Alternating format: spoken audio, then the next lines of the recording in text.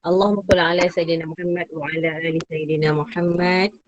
Sebelum kita memulakan majlis, mohon kerjasama jemaah, mutekan mikrofon, offkan kamera untuk tidak mengganggu perjalanan majlis kita hari ini. Para muslimat, saya mohon sentiasa menutup aurah.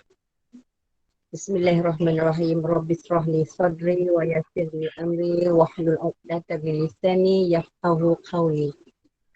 Assalamualaikum warahmatullahi wabarakatuh. Yang berbahagia Ustaz dan semua jemaah yang dihormati lagi dikasihi. Selamat datang ke kuliah Zuhur, Google Meet Gemayasin Nur Iman. Sambung yang semalam. Tafsir surah Al-Kahfi lagi Ustaz. Alhamdulillah, syukur kita direzekikan Allah berada lagi di majlis ini. Majlis ilmu ini dan tamat-tamat syurga petang ini.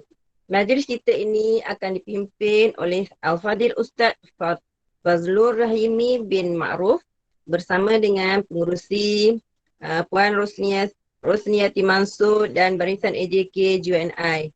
Bagi meneruskan majlis petang ini, marilah kita bersama-sama membaca umul kitab Al-Fatihah.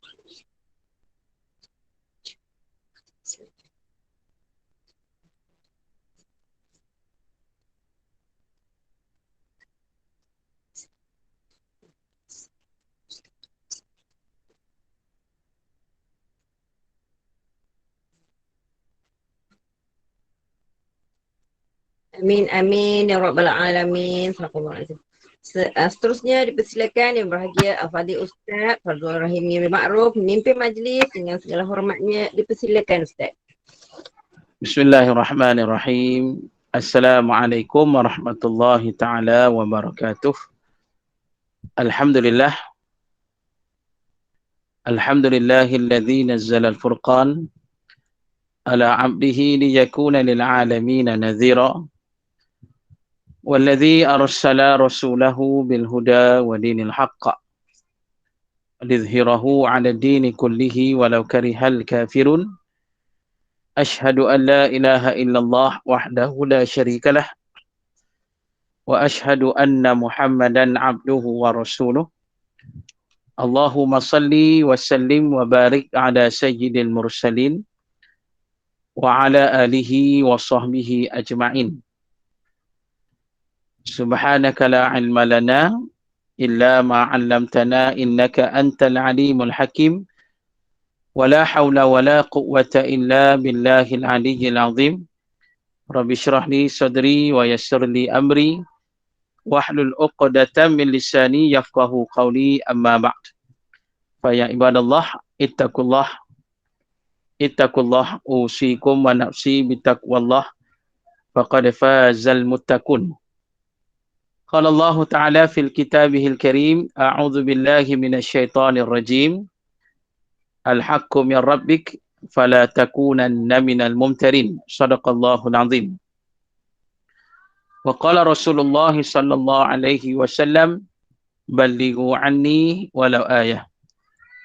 Yang berbahagia Puan Nurini selaku pengurusi majlis kita pada petang ni. Yang berbahagia Puan Rosniati, pengurusi Gema Yasin Nur Iman serta para AJK-nya dan seterusnya seluruh yang hadir pada petang ni secara online, muslimin dan muslimat yang mudah-mudahan dirahmati oleh Allah. Alhamdulillah, insyaAllah pada petang ni kita sambung pengajian tafsir surah Al-Kahfi. Yang mana kita kuliah tafsir Al-Kahfi ni kita berpandukan kitab tafsir Nurul Ihsan. Baik, kita nak sambung firman Allah. A'udzu billahi minasyaitonir rajim. Wa yubashshiral mu'minina alladhina ya'maluna as-shalihat anna lahum ajran hasana makithina fihi abada. Baik, yang bermaksud wa yubashshiral mu'minina alladhina ya'maluna as-shalihat,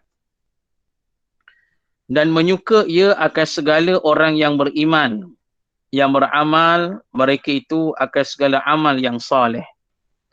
Baik, jadi muslimin dan muslimat yang dirahmati oleh Allah, pada pengajian kita yang lepas semalam semalam, yang mana kita telah membaca ayat yang berkait tentang Al-Quran. Al-Quran ini kata Allah, yang Allah turunkan kepada Nabi SAW, yang merupakan kitab yang tidak ada bengkok di dalamnya. Tidak ada yang terpesong, tidak ada kepincangan di dalam Al-Quran itu. Bahkan Al-Quran ini kitab yang benar, yang betul. Kitab yang membetulkan segala-galanya. Dan dijelaskan dalam huraian tafsir ini, dia kata Al-Quran ini betul kalam Allah. Bahkan betul hukumnya. Lagi adil. Yang Allah atur dalam Quran ini ada aturan yang terbaik untuk kita manusia. Untuk kebaikan kita dunia dan akhirat. Dan diberi jaminan kalau kita mengikut Al-Quran, kita mendapat hidayah. Petunjuk daripada Allah, kita selamat. Tapi sebaliknya kalau kita tak mengikut Al-Quran, kita berpaling daripada Al-Quran, maka kita akan mendapat kesesatan. Kemudian Allah jelaskan lagi pada kita, Allah terangkan lagi pada kita, Al-Quran ini juga memberikan berita amaran, peringatan, berita yang menakutkan. Terutamanya kepada manusia yang tak beriman pada Allah.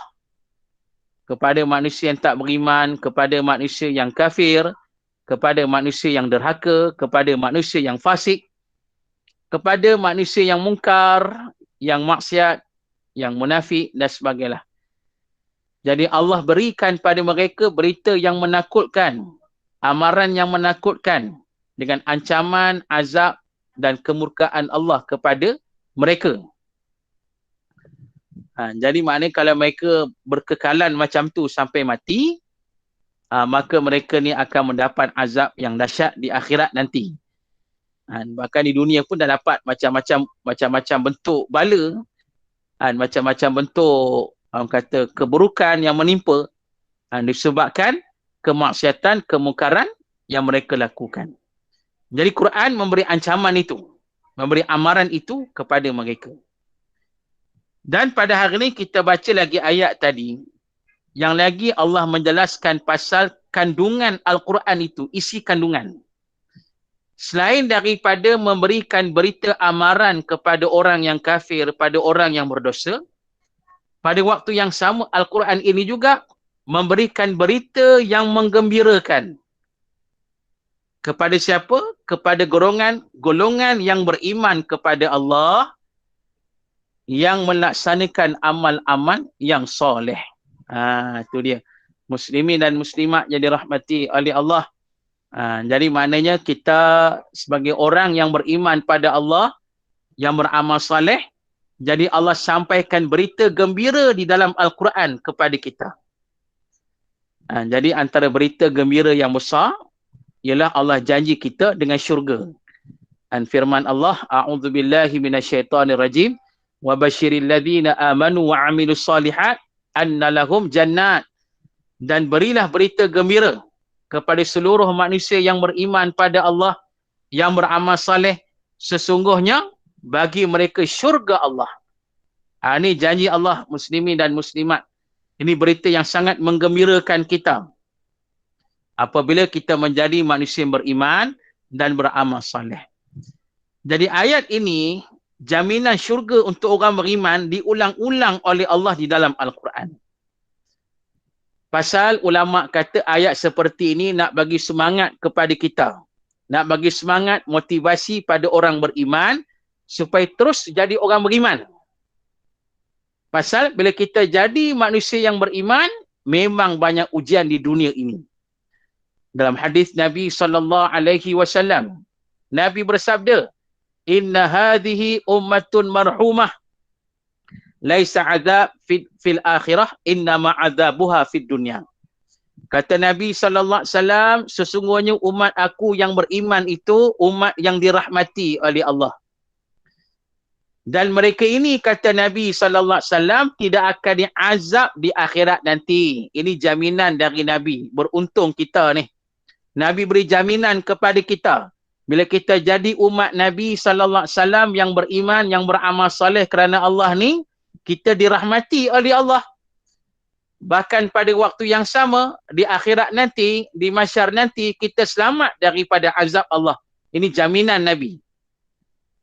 Tetapi kata Nabi, innama azabuha fid dunya. Akan tetapi, kita akan mendapat azab ataupun ujian di atas dunia. Itu dia. Maknanya muslimin dan muslimat, Nabi nak beritahu, orang beriman, banyak ujian atas dunia ni. Jadi apa di antara ujian-ujian manusia yang beriman dekat dunia ni? Dalam hadis ini Nabi sebut di antaranya apa? Di antaranya kata Nabi sallallahu alaihi wasallam, iaitulah kita dilanda fitnah. Dilanda fitnah, dilanda kesakitan, dilanda kesusahan, macam-macam. Jadi antaranya Nabi kata dilanda fitnah. Fitnah terhadap manusia yang beriman kepada Allah. Dan kita kena ingat, yang dimasukkan fitnah itu perkara-perkara yang boleh merosakkan iman, merosakkan akidah, yang boleh jejas iman kita, jejas akidah kita dan sebagainya. Macam kesyirikan, kebatilan, kekufuran, kefasikan, kesesatan, kemunafikan, itu semualah. Ini antara bentuk-bentuk fitnah yang melanda umat Islam pada hari ini. Ni, muslimin dan muslimat kena hati-hati ni. Pasal fitnah yang melanda macam ni boleh menggugat keimanan kita. Bukankah kita dah baca dah satu hadis Nabi SAW? Kita ulang balik hadis ni. Hadis yang sahih riwayat Imam Muslim. Kata Nabi SAW, badiru bil a'mal fitanan ka qita'il lail muzlim. Yusbihul mu'minan wa yumsi kafiran. Atau yusbihu mu'minan wa yusbihu kafiran. Yabi'udinahu bi'aradim minat dunia. Kata Nabi SAW, Nabi pesan pada kita yang hidup hari ini, segeralah melaksanakan amal-amal yang soleh, jangan tangguh. Pasal apa? Pasal akan sampai kepada kita fitnah yang datang seperti malam yang gelap gelita, kata Nabi SAW. Bila fitnah tu datang, Nabi kata, dia boleh merosakkan iman kita. Menghinggakan Nabi kata, ada orang yang Islam pada waktu, ada orang yang pada waktu pagi beriman. Bila masuk pada waktu petang dah jadi kafir. Mereka ni gadaikan agama mereka, akidah mereka pasal nak mendapat keduniaan. Bayangkan, muslimin dan muslimat dah jadi beriman dah, tapi jadi kafir. Pasal apa? Gadai agama, gadai iman. Pasal nak dunia. Ini kata fitnah yang melanda. Jadi pasal itu berhati-hati kita ni, muslimin dan muslimat. Pasal itu ulama pesan, bila ulama baca hadis ni, ulama hurai hadis ni, jadi ulama pesan, orang yang beriman yang hidup pada hari ini mestilah ada bekalan ilmu yang mantap. Ini dia. Sebab dengan ilmu lah kita akan tahu bentuk-bentuk fitnah yang datang itu. Dengan ilmu kita akan tahu yang kata kerosakan yang datang itu. Sebab Nabi sebut dalam hadis tu, fitnah tu datang seperti malam yang gelap gelita. Maknanya muslimin dan muslimat datang dengan keadaan yang sangat bahaya. Orang tak kenal, orang tak cam, orang tak tahu. Cara slow dia datang merosakkan kita. Secara halus dia datang merosakkan kita. Kita pun tak sedar benda tu. Tu bahaya. Carilah macam pahaman yang muncul. Liberalisme, polarisme, hedonisme, macam-macam pahaman. Ideologi macam ni yang menyesatkan ni. Yang boleh merosakkan pemikiran umat Islam, pemikiran anak-anak muda kita. Oh, bahaya hari ni. Tu. Ya, hari ni mereka berhujah dengan akal banyak ni. Tu. Pernah hari tu duk mesyuarat dengan beberapa orang pensyarah universiti. Dia kata ada seorang pensyarah, seorang doktor ni, dia kata antara yang melanda dekat universiti hari ni, dia kata ialah pahaman free thinker ni. Makna pahaman duk kebebasan berfikir ni cukup dahsyat. Sampai mereka ni, orang kata apa, sampai mereka ni mempertikai kekuasaan Allah, kewujudan Allah. Mereka mempertikai akan Al-Quran, mereka mempertikai akan syariat Islam. Sampai tahap itu, sebab mereka mengikut landasan logik akal semata-mata. Ini bahaya sangat. Jadi ni yang kata Nabi fitnah tadi. Pasal itu kita yang beriman nak selamat, pesan ulama kena ada bekalan ilmu yang mantap. Itu yang kena mengaji setiap hari selalu tu, menuntut ilmu. Jadi muslimin dan muslimat yang dirahmati oleh Allah, jadi kita jaga iman kita. Sebab bila kita jaga iman kita, kita melaksanakan amal yang saleh, Allah janji kita akan dimasukkan ke syurga Allah. Ni janji Allah. Muslimin dan muslimat ni kata Allah berita gembira tadi tu. Nak bagi semangat pada orang beriman ni. Supaya mengekalkan iman, mengekalkan amal saleh kerana Allah. Sebab di akhirat nanti akan dapat syurga Allah. InsyaAllah. Ni dia. Bahkan muslimin dan muslimat yang kata berita gembira orang beriman ni bukan syurga je, bukan akhirat saja. Tapi di dunia lagi Allah akan bagi macam-macam kebaikan. Bila saja kita baca firman Allah yang termaktub dalam surah An-Nahli. Surah An-Nahli. Ayat yang ke-97. Surah An-Nahli ayat yang ke-97. Allah Ta'ala berfirman, A'udzubillahi minasyaitanir rajim. Man amila salihan min dzakarin aw unsa wa huwa mu'min falanuhyiyannahu hayatan thayyibah wa lanajziyannahum ajrahum bi ahsani ma kanu ya'malun. Surah An-Nahli ayat 97. Boleh rujuk ayat ni. Surah An-Nahli ayat 97. Allah Ta'ala beri jaminan kepada siapa? Barang siapa yang beramal saleh. Barang siapa yang beramal saleh tak kira lelaki atau perempuan. Min zakarin au unsa. Tak kira. Ini dia. Baik, jadi muslimin dan muslimat, Allah jelaskan pada ayat ni, tak kira lelaki atau perempuan yang beramal saleh, wahuwa mu'min, dan dia beriman. Tengok. Mereka ni beramal saleh di dunia dan mereka ni beriman kepada Allah Ta'ala. Bila saja mereka buat macam tu, kata Allah, falanuhyiyannahu hayatan thayyibah. Maka Allah akan beri kepadanya kehidupan yang baik di dunia dan akhirat. Itu janji Allah. Bila saja kita beriman kepada Allah dan beramal saleh, Allah janji pada kita, Allah akan bagi pada kita kehidupan yang baik di dunia dan akhirat. Itu janji Allah, jaminan daripada Allah. Muslimin dan muslimat. Di dunia lagi kata Allah akan mendapat kehidupan yang baik. Hayatan thayyibah. Kehidupan yang baik ni maksudnya apa? Muslimin dan muslimat, kehidupan yang diberkati oleh Allah. Bila saja hidup diberkati oleh Allah, walaupun kata tak nampak kaya, tapi hidup berkat, bahagia. Itu. Dan rezeki tak putus. Muslimin dan muslimat, rezeki tak putus. Walaupun taklah sehebat mana hartanya, tak sebanyak mana harta dia, tapi rezeki tak putus. Pasal dia mendapat kehidupan yang baik, diberkati. Pasal apa? Pasal dia beriman dan beramal saleh. Ni janji Allah. Muslimin dan muslimat.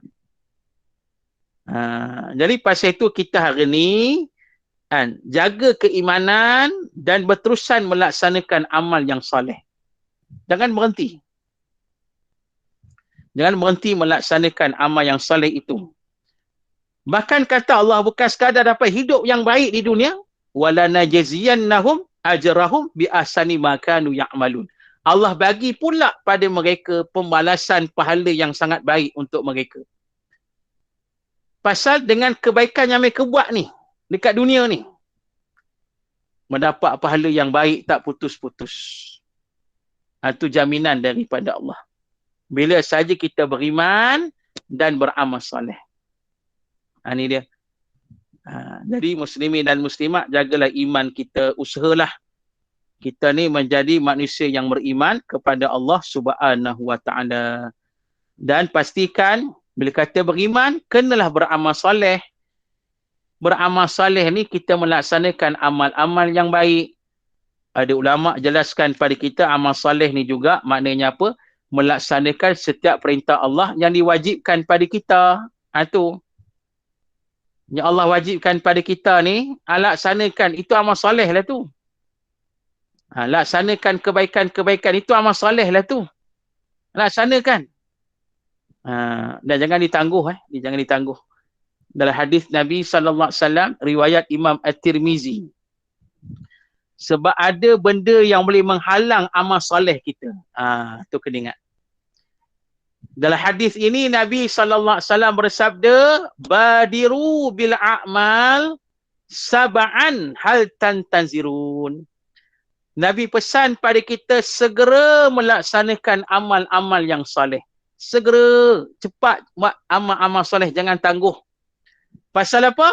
Pasal kata Nabi SAW, akan datang pada kita 7 perkara yang boleh menghalang amal soleh kita. Ni berat. Kalau mari 7 perkara ni, payah nak beramal soleh. Tu. Mudah-mudahan benda ni tak marilah 7 ni. Bila mana 7 ni, dia boleh mari pada kita lah. Kalau mari 7 perkara ni, Nabi kata dia boleh menghalang amal soleh kita. Boleh halang. Menyebabkan kita ni payah nak beramal soleh.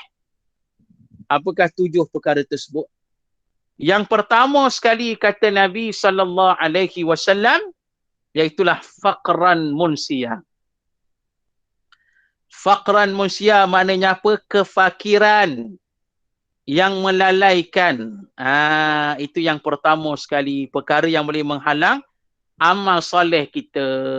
Kita ditimpa kefakiran yang lalai atau kefakiran yang melupakan. Apa maksudnya?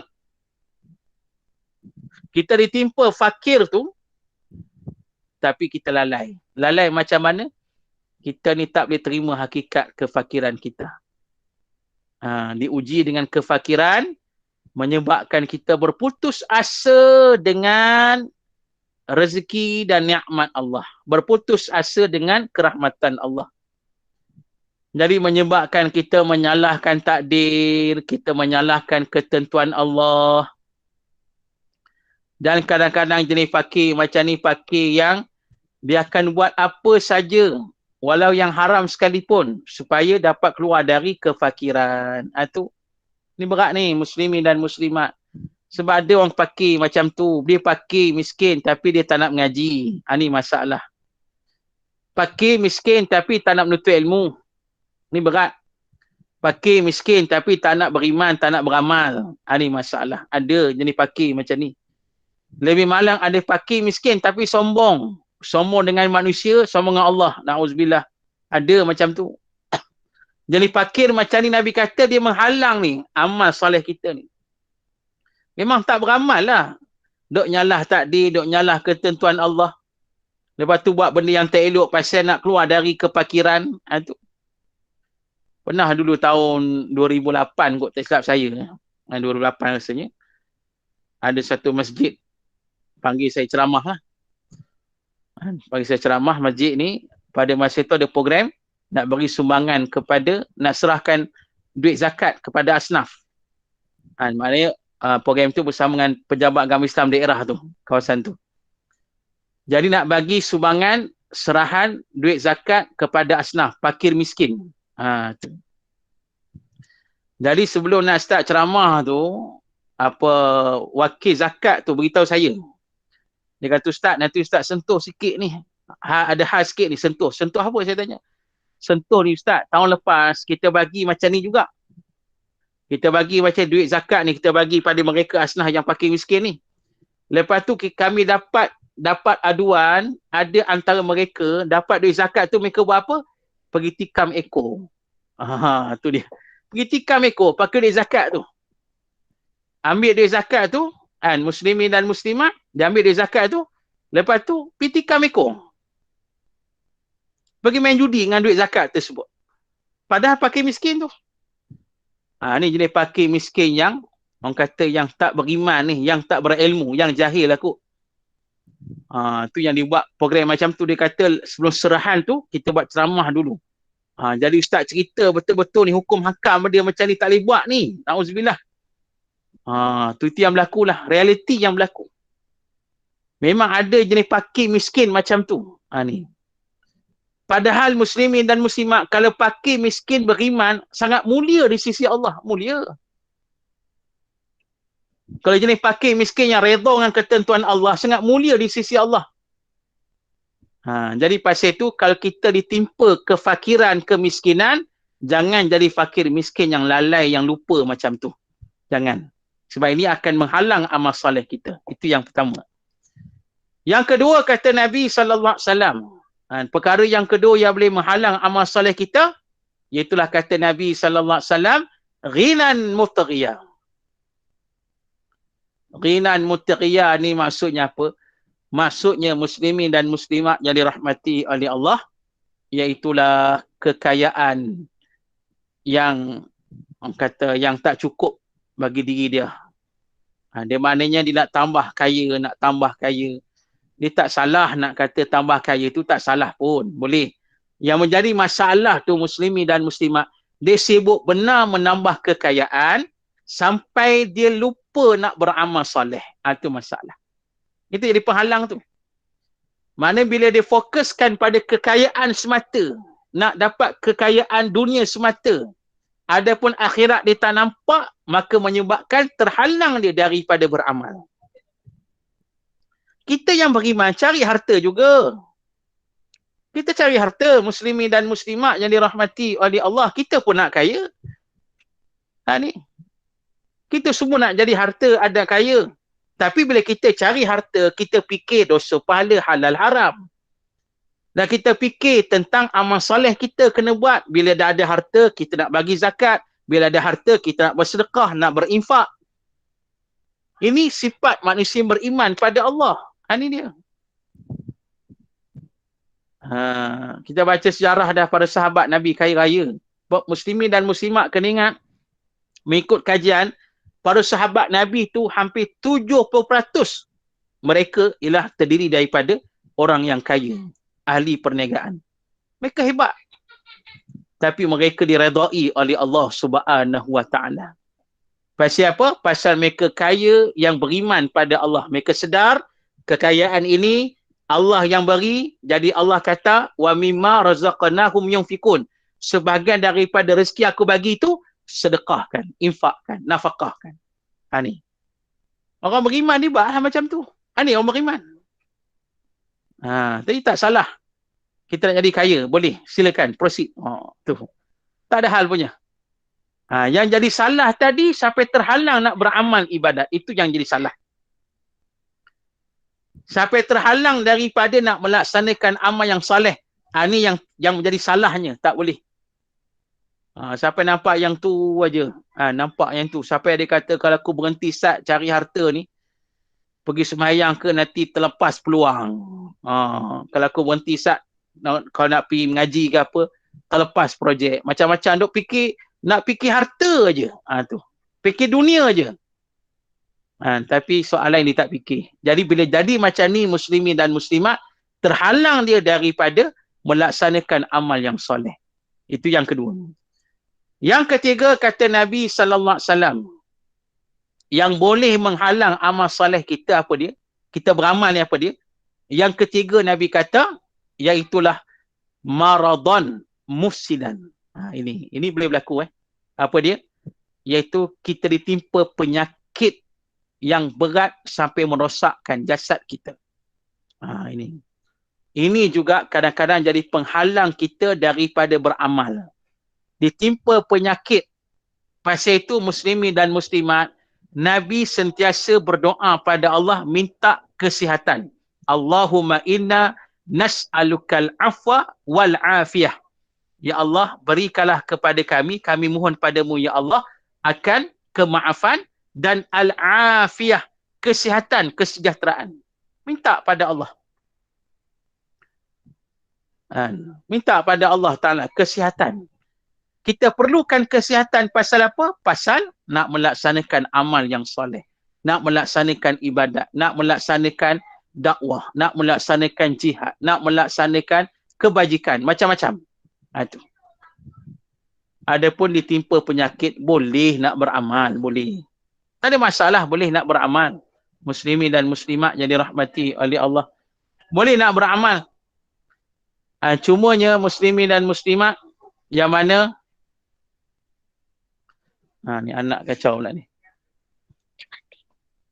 Yang mana muslimin dan muslimat yang dirahmati oleh Allah, bila sakit boleh nak beramal soleh tu boleh. Boleh nak beramal soleh. Tapi muslimin dan muslimat kira terbatas lah. Boleh. Kita nak bersedekah boleh. Semua boleh. Tapi nak ibadat, beramal macam hari ni, tengah sihat ni, payah sikit lah. Jadi pasal itu kita nak sihat. Nak kesihatan selalu. Mintalah pada Allah kesihatan. Jaga kesihatan kita. Sebagailah. Jaga makan minum kita. InsyaAllah. Yang penting sentiasa berdoa lah. Minta Allah berikan kesihatan yang baik pada kita. Tapi kena ingat, ditimpa penyakit, itu satu ujian Allah pada kita. Di situ Allah nak bagi kebaikan juga pada kita. Kebaikan yang besar. Di situ Allah Ta'ala nak bagi juga pahala besar pada kita. Bila kita mendapat penyakit ni, yang penting kita sabar dan redha pada Allah. InsyaAllah. Dosa digugurkan, diberi pahala yang banyak, ditambah pahala, diangkat martabak, sebagailah. Cumanya kita nak juga supaya Allah berikan kesihatan yang baik pada kita. Ini perkara yang ketiga. Kemudian yang keempat, muslimin dan muslimat yang dirahmati oleh Allah, yang boleh menyebabkan terhalang kita beramal saleh, kita beramal, iaitulah haraman mufnidan. Yang keempat ni senang ceritalah muslimin dan muslimat, kita ditimpa penyakit nyanyuk. Tu yang keempat. Bila saja datang nyanyuk pada kita, jadi payahlah kita ni, payahlah. Sebab itu ada hadis Rasulullah pernah berdoa pada Allah hindar daripada penyakit nyanyuk. Tu. Hindar. Sebab itu kita ni boleh kita minta pada Allah panjangkan umur kita, tak jadi masalah, boleh minta. Tapi kita minta jangan nyanyuk tu menimpa kita, jangan.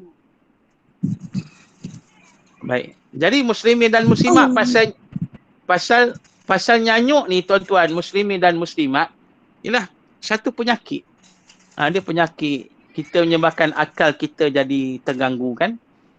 Jadi terganggu, jadi orang kata jadi macam tak betul lah. Jadi pasal itu kita minta pada Allah pelihara kita daripada penyakit nyanyuk. Jadi ulama pesan, ulama kata kita nak jaga akal kita dari nyanyuk ni, antaranya kita penuhkan akal kita dengan Al-Quran. Boleh hafal Quran, hafallah tara mana yang boleh. Takat mana yang boleh. Lepas tu tambah dengan hadis-hadis Rasul sallallahu alaihi wasallam dengan ilmu-ilmu yang bermanfaat tu. Kita masukkan dalam akal kita. Sebab itu muslimin dan muslimat tengok ulama-ulama yang hidup hari ni, ulama dah umurnya sampai 90 lebih kan. Yang mana mereka ni ingatan mereka hebat. Walaupun umur dah macam tu, tapi ingatan mereka masih hebat. Maka mereka masih berupaya nak mensyarahkan sesuatu ilmu. Itu dia. Macam saya tengok satu kitab dok cerita pasal seorang ulama di Mesir dulu. Itu Profesor Dr. Syekh Atiyah Sakar rahimahullah. Syekh Atiyah Sakar ni ulama besar di Mesir, pengurusi fatwa Mesir dulu. Hebatlah. Umurnya 90-an. Bahkan diceritakan masa dia nak meninggal tu, dia sempat lagi, muslimin dan muslimat, dia sempat lagi membahaskan pelbagai ilmu. Masa nak meninggal tu, umur 90 lebih dah tu. Masih lagi duk bahas. Orang tanya hukum, boleh jawab lagi. Begitu. Hebat. Pasal akalnya dipelihara oleh Allah. Saya pernah tengok Al-Fadhil, Ustaz Nazmi Karim duk bagi satu video Syekh Quraim Rajih. Syekh Quraim Rajih ni daripada Syria kan, yang ulama pakar Al-Quran tu yang datang Malaysia dulu. Yang dia punya bacaan Quran tu bersanad sampai Nabi sallallahu alaihi wasallam. Diiktiraf sebagai bacaan Quran yang paling tepat di dunia. Syekh Quraim Rajih tu hebat. Umur dekat 100 tahun lah. Tapi muslimin dan muslimat ingatan dia hebat. Quran dia hebat. Tengok video tu dalam kapal terbang baca Quran je. Baca Quran, kepala duk pusing pasal apa? Duk baca Quran. Dalam kapal terbang baca Quran, sampai dekat Malaysia ni naik kereta pun, dalam kereta pun baca Quran, lepas tu duk cakap pasal hadis Rasul, cakap pasal nas-nas ulama tu. Jadi akal orang macam ni dipelihara oleh Allah. Ni muslimin dan muslimat. Jadi pasal itu kita cuba penuhkan akal kita dengan perkara-perkara tersebut. Jadi ini perkara yang keempat Yang keempat yang boleh menghalang kita beramal. Yang kelima, muslimin dan muslimat yang dirahmati oleh Allah, yang boleh menghalang kita beramal ni apa dia? Mautan mujahizan. Apa dia? Iaitu mati yang melenyapkan segala-galanya. Maknanya muslimin dan muslimat bila datang kematian, habis. Seluruhnya habis. Jadi tidak menyesal, orang yang beriman dia mati dia okey, alhamdulillah. Tapi yang menyesal ni, yang terhalang beramal ibadat ni ialah orang yang berdosa. Bila mati menyesal yang amat, tak sempat buat apa dah mati. Nak buat apa? Menyesal tara mana pun pada masa itu dah tak guna dah. Tak ada apa. Sabda Nabi SAW.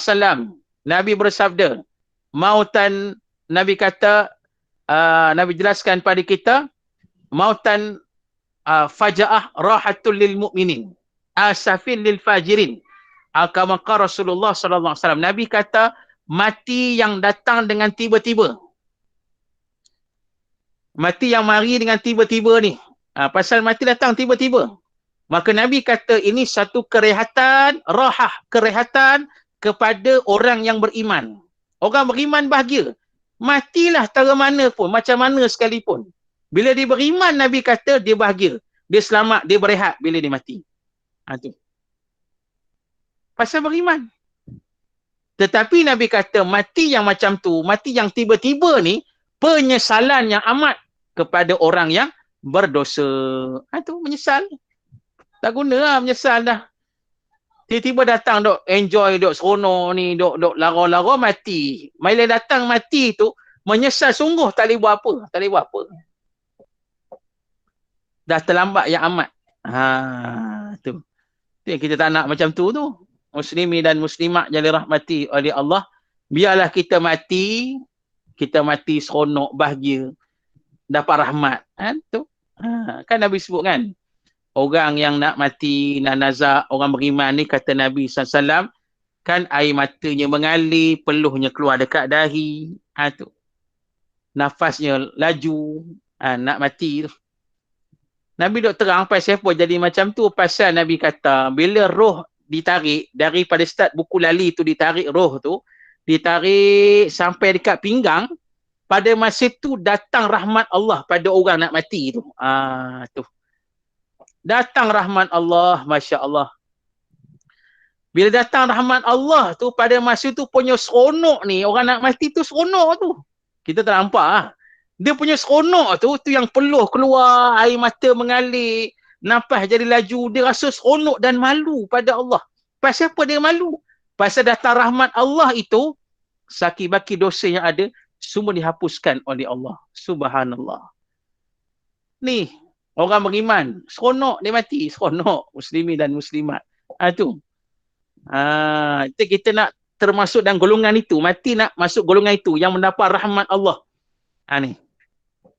InsyaAllah. Tapi Nabi kata orang yang tak beriman, jenis yang berdosa ni, yang kafir apa semua ni, mati ni teruk, Nabi kata.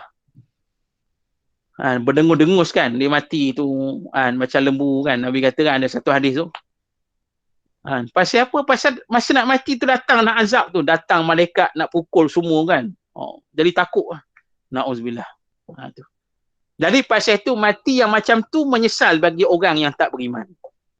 Kita orang beriman, insya-Allah kita tak menyesal, kita seronok lagi.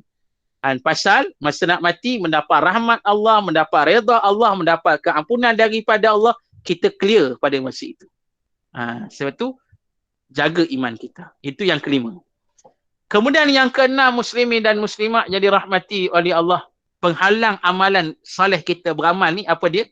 Yang keenam Nabi kata ad-dajjal fasyarru ghaibin yuntazar. Munculnya makhluk jahat yang bernama Dajjal. Bila muncul Dajjal, payah nak beramal. Pasal Dajjal akan buat fitnah yang amat dahsyat. Cerita Dajjal ni panjang lah. Muslimin dan muslimat, kita minta lah pada Allah, biarlah kita mati dulu sebelum munculnya Dajjal itu. Pasal fitnah Dajjal ni amat dahsyat. Jadi kita, cerita Dajjal ni panjang, mungkin boleh minta nanti mana-mana ustaz kita yang hurai lah pasal Dajjal ni, sebab ceritanya sangat panjang. Ini yang ke-6. Dan yang ke-7 kata Nabi SAW, kemuncak penghalang beramal kita apa dia? As-sa'ah adaha wa amar, iaitu hari kiamat. Kiamat ialah kemuncak segala-galanya. Hari yang paling pahit, hari yang paling dahsyat. Itulah kiamat. Datang kiamat, tak boleh buat apa lah. Muslimin dan muslimat. Pasal itu jangan kita mengada-ngada, berdoa, minta pada Allah, nak panjang umur sampai kiamat. Itu cari pasal. Jangan, muslimin dan muslimat. Jangan doa macam tu. Jangan doa kata, ya Allah, panjangkan umur aku sampai kiamat. Jangan, jangan. Sebab Nabi dah kata, orang yang tengok dahsyat kiamat itu ialah orang yang berdosa, orang yang maksiat, orang yang kafir, orang yang munafik. Pasal orang yang beriman akan mati, seluruhnya akan mati sebelum berlaku kiamat. Orang beriman. Kena ingat tu.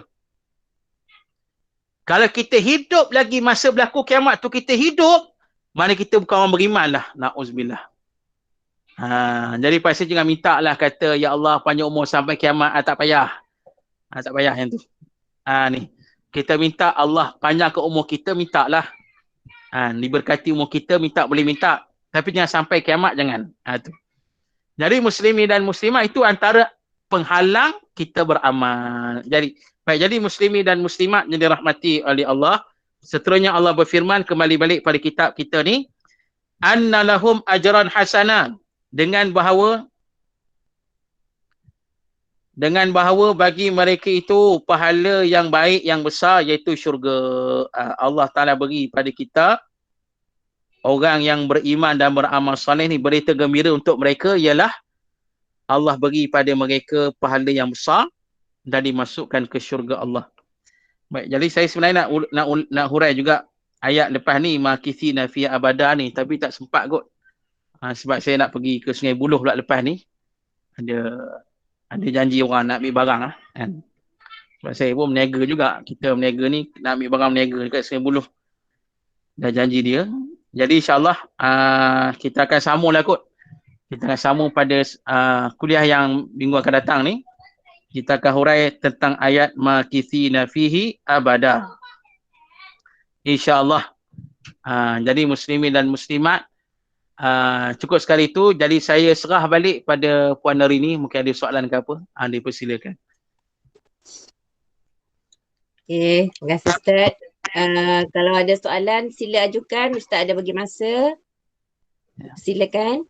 Ada soalan tak?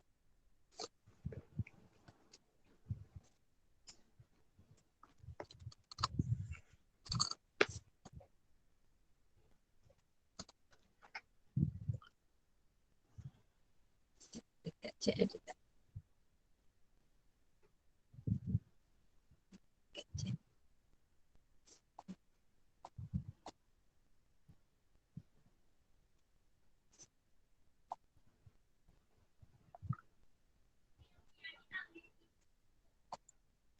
Ada persoalan? InsyaAllah. Macam tak ada soalan pula Ustaz. Ya. Tunggu jap. Ada. Kita tengok dekat chat pun tak ada. Siapa yang ada soalan, sila majukan terus lah. Sebab dekat chat pun tak ada. Saya dah semak.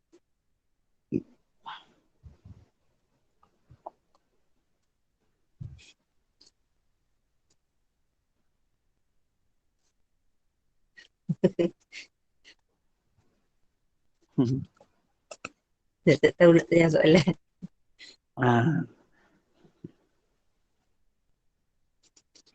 Tadi ada soalan. Ada tak siapa yang nak tanya soalan? Ustaz menunggu soalan. Silakan. Nanti boleh tak Ustaz? Assalamualaikum Ustaz. Waalaikumsalam warahmatullahi. Nanti boleh tak Ya. Ustaz bercerita mengenai dengan Al-Masih Dajjal tu. Tak kata tadi cerita dia panjang kan. Ambil satu Ya. hari lah. Hari lain. InsyaAllah. InsyaAllah lah. InsyaAllah. Boleh kita bincang balik nanti. InsyaAllah. Boleh.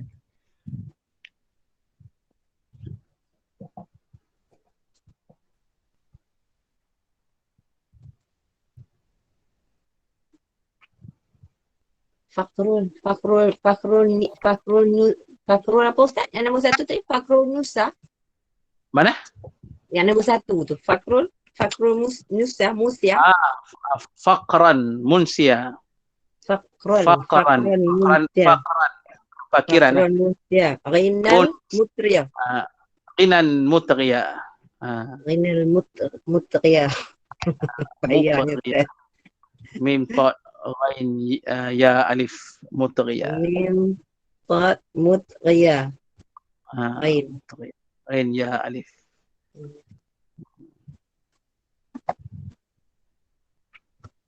Ada tak soalan? Ada tak? Siapa nak tanya soalan silakan.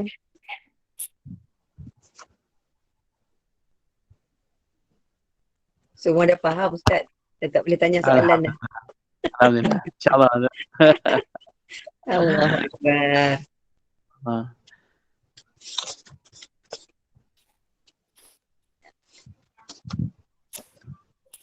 Boleh tutup kot Kak Ain. Tak ada soalan. Okay. Alhamdulillah.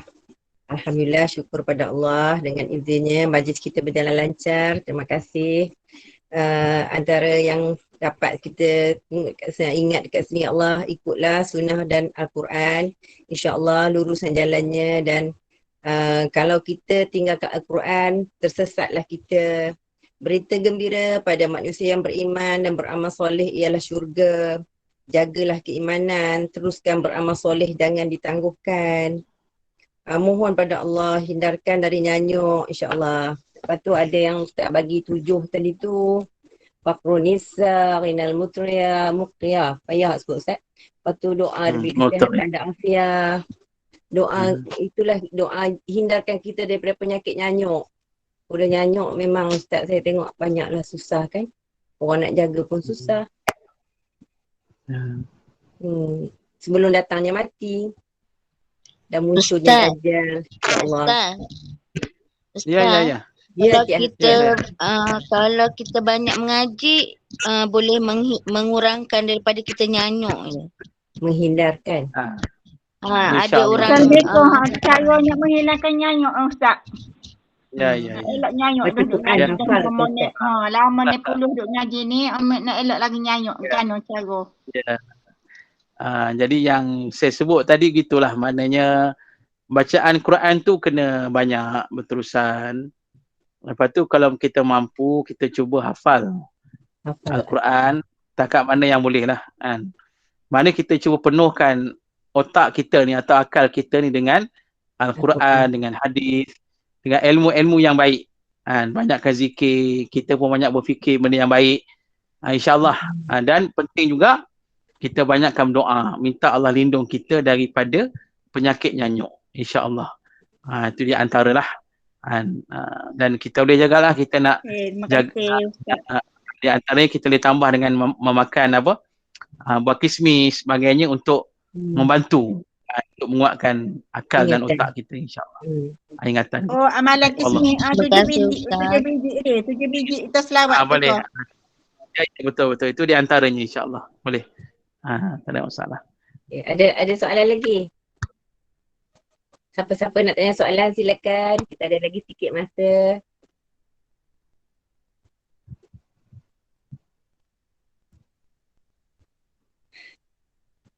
Ustaz, sebelum tu saya minta izin